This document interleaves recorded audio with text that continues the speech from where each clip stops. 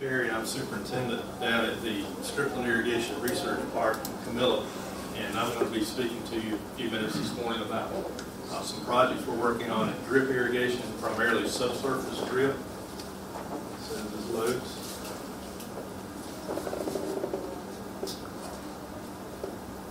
I believe this did a good job of talking about some tools that are primarily related to pivot irrigation, which is the primary irrigation in Georgia that I'll show. There is interest. Our cotton leaders in the state have pushed us to look at the idea of subsurface drip irrigation, and we certainly need to look at it in terms of our rotation. Can it work for corn, peanut, and cotton, maybe even sweet corn, maybe even soybean? We've got a slew of folks on the cotton team that are looking at this. We did get some federal funding a few years back, just before earmarks became a dirty word, and then they dried up.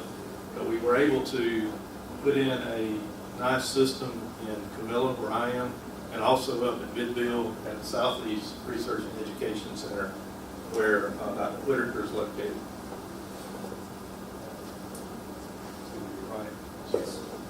Well, why do we irrigate crops? I mean, folks, we get a lot of rainfall. Look, we're down here in this 40 to 60 inches of rain a year. Stripling Park's average, long-term average is 52 inches. I'm not sure what Tifton is, it's in that range. But we're getting more and more of these episodic drought periods, these agronomic drought periods. Maybe they're not throughout the season, but we have a long enough period without rainfall that is causing significant yield losses. And as a matter of reference, the last 2 years, Stripling Park's received about 35 to 38 inches. So we're well below our long-term average. Of course, long-term average is, what does that mean? Really nothing, but we seem to be on a declining trend.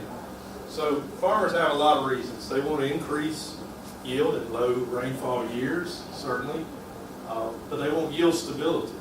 Their lenders won't yield stability. I can't say that. If you can maintain yield year to year, your lender's happy, you're happy, as opposed to these up and down years. Because once you put that seed in the ground, you've invested quite a bit. Our friendly seed folks are in here. They want all their technology fees.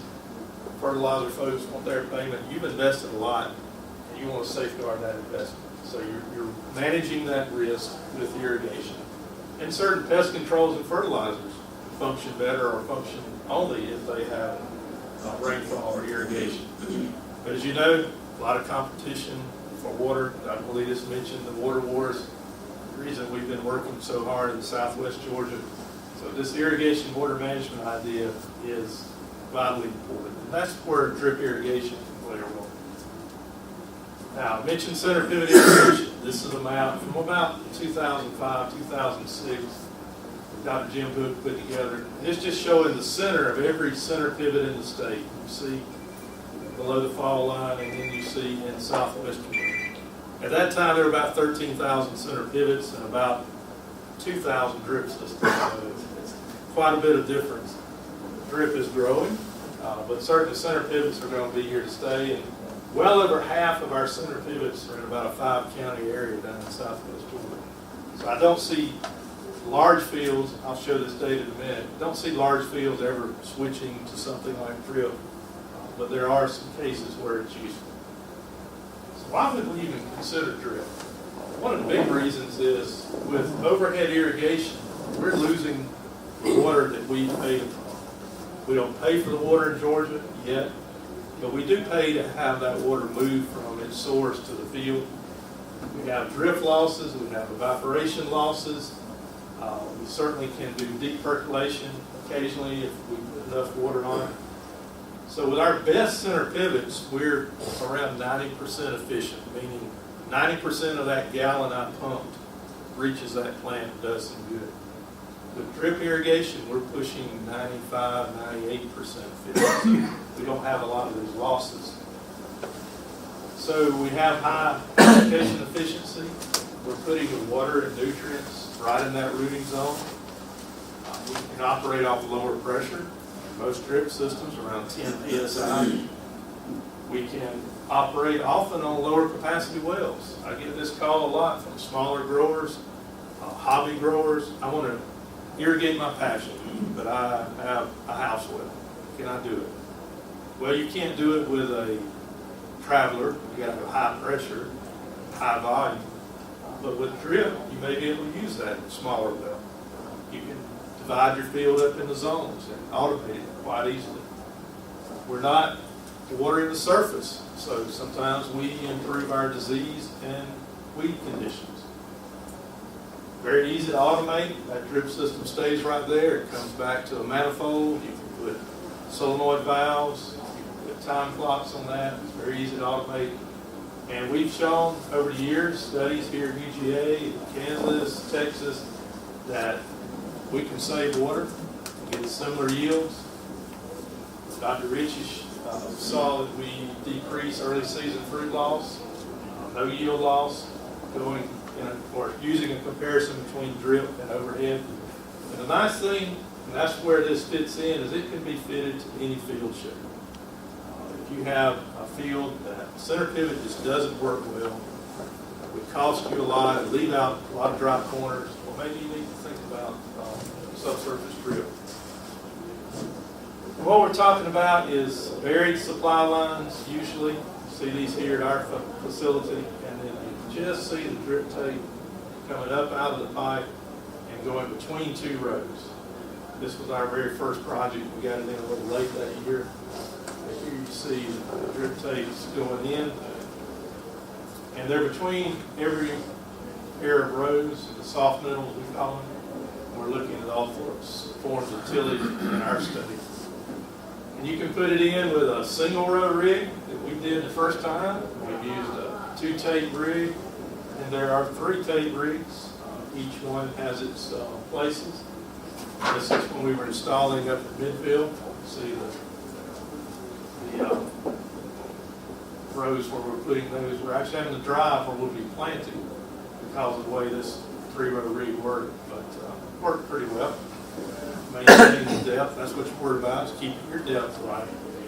And this is what federal funding helped us put in. We have 4 small center pivots that we have taken one half and then divided those 2 halves into a drip section and overhead, drip and overhead, and so on.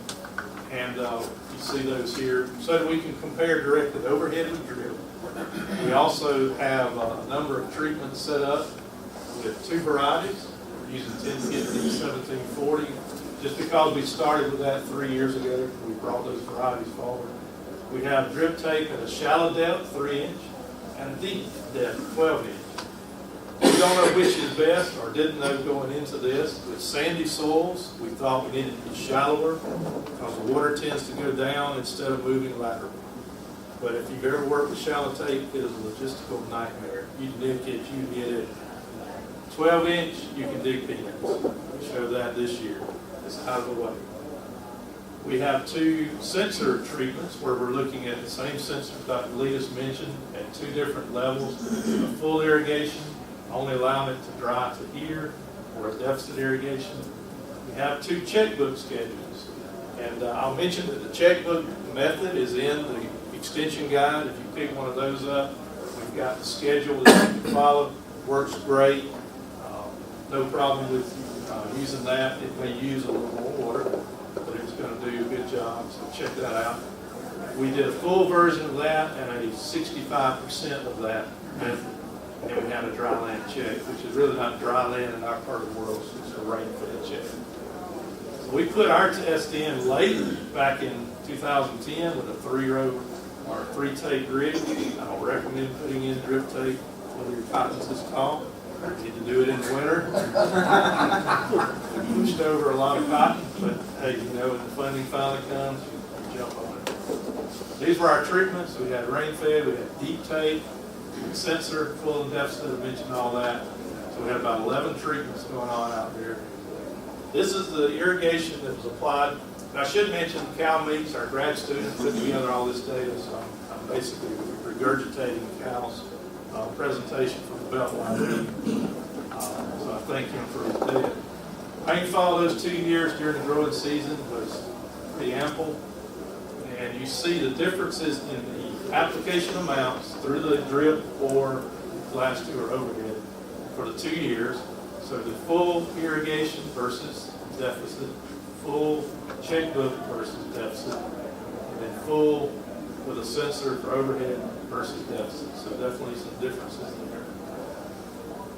And in 2011, we saved about 0.9 inches by using sensors in our overhead versus drip in the full. So we saved roughly 18% water. I'll show you the yields next. In 2012, our same comparison, overhead sensors, trigger full irrigation versus drip sensor full, we saved 4 inches. We saved nearly half the water between comparing overhead to drip. Pretty substantial. Looking at the yields quickly, rain fed, not too great. And we see our full sensor irrigated versus deficit. We definitely dropped in yield. Then our checkbook method actually had the highest yield. I mentioned earlier, the checkbook method works. Highest yield with it in our full versus our deficit. And you see the differences between the shallow tape and the deep tape starting to show up. Our shallow tape did yield slightly better in most cases, but I would argue that by the time you repair so many cuts and nicks and such in the field, you probably spent more than what you made in terms of yield gain. Because it is it's tough. Dr. Snyder's going to be working in that section this year. He'll have the luxury of helping us repair some, I'm sure. And just looking at the full irrigation versus deficit, just a quick comparison. Full irrigation, shallow, deep, and then overhead, full, and then we drop off certainly with our deficit. We gain a lot in terms of having irrigation there, certainly. Look at water use efficiency. Now, these two spike because they didn't have much water applied. So you're going to have a lot more efficiency there. Really, we're kind of the same here. We use about the same amount of water, same amount of pounds gained per inch applied, except for the overhead. Look how the overhead dropped off. I thought that was interesting. So there's some beauty in this drip. Very quickly, last study we're putting fertigation on. You can tell right where the drip system ended. This is dry land over here. But with the rain we had and Dr. Harris's amount of fertilization, we didn't have any differences in yields. We had Steve's variety in here, and 1740, again, good yields, but no difference. We will tweak our treatments this year, see if we get more yield effect. Very last, I mentioned that we've used drip with peanut. We dug those peanuts. Auto steer is critical. You see where the drip tape would have been in relation to those beds. But we had so much rain, even our deficit irrigated had ample yields. So a darn rain in the research part is just something we have to deal with. So why not? That's one reason right there. A lot of repairs. That one right there. It costs about twice per acre for a center pivot cost. So with that, I'll save Dr. Snyder some time.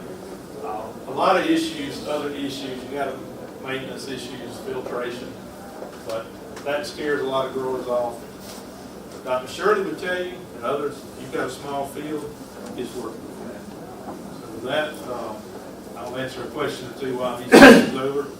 And I would mention that we put together with Cotton Incorporated publication. It's available on Cotton Incorporated's website. I've got 3 copies that I can let go in this session. I've got to save 3 for the next.